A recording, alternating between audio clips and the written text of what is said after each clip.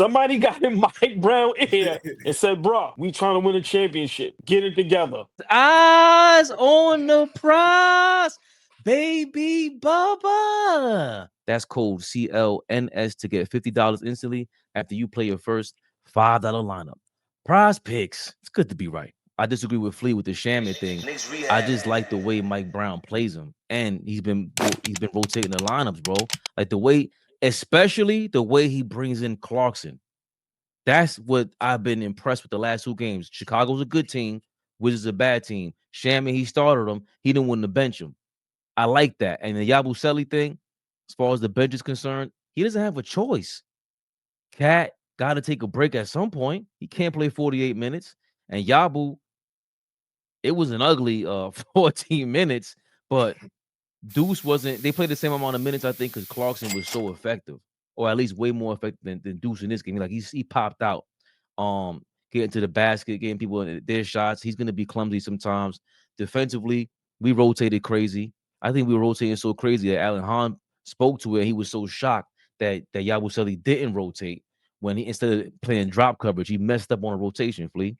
I mean, he was late on almost every coverage on defense tonight. That's why it was a hard watch.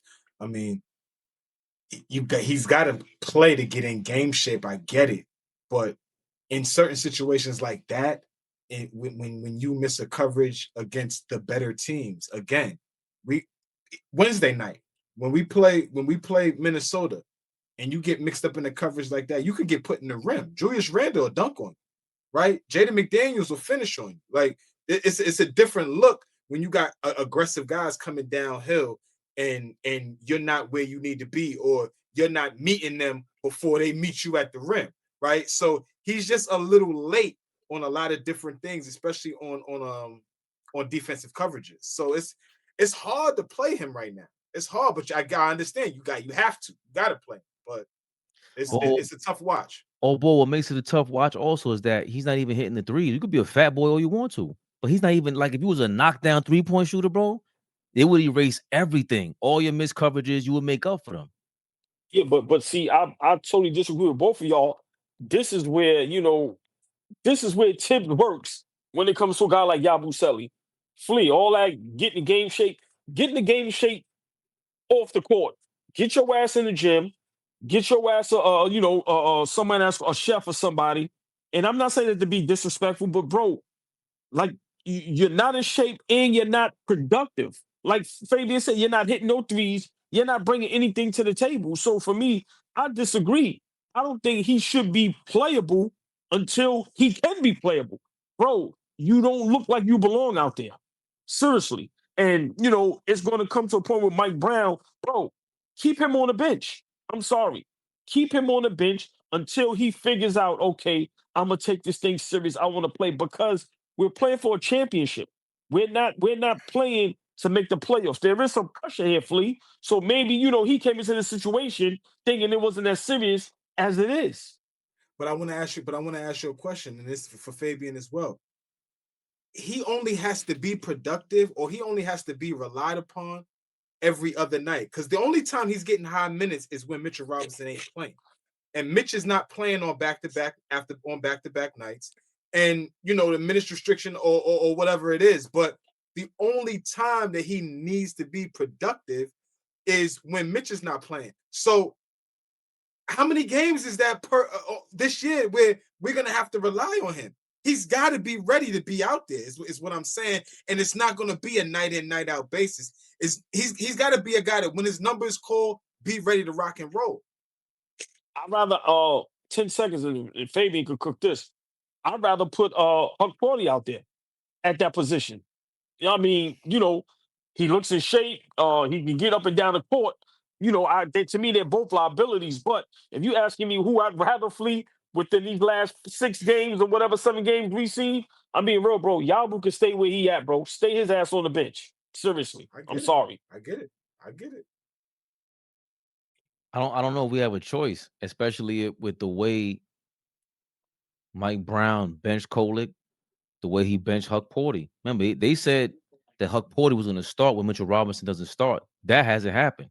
So who's to say that this guy's not working hard in during practice, and he is their best player while they practice, but he's just, for whatever reason in game, this is not practice anymore. I don't know, but I do have to respect. I'm starting to gain a lot of respect for Mike Brown's rotations and doing the tips thing where it's like, yeah, we tried that. He doesn't have to announce Cole's not going to get any more playing time. He's just not going to do it. Same thing with Huckpy. Not going to do it, bro. You don't. I think Huckpy this season looked more lost than Yabusele, and that's saying a lot. Like Huckpy, Yabusele can at least hit the three, and that tells me also like, is he done experimenting? He tried experimenting in the first 3 games and 4 games, and now, like I said, Cole's not getting back in there. And Diarra was a guy that I thought you could experiment with, especially against the Wizards. He just came off the Wizards, Flea. He looks like a Wizards player. Hold on, Flea, real quick. Fabian, that 3-game losing streak, somebody got in Mike Brown ear and said, bro, we trying to win a championship. Get it together. And I think that's what slowed down giving these guys all these minutes. Once again, he doesn't listen. He has a short rope.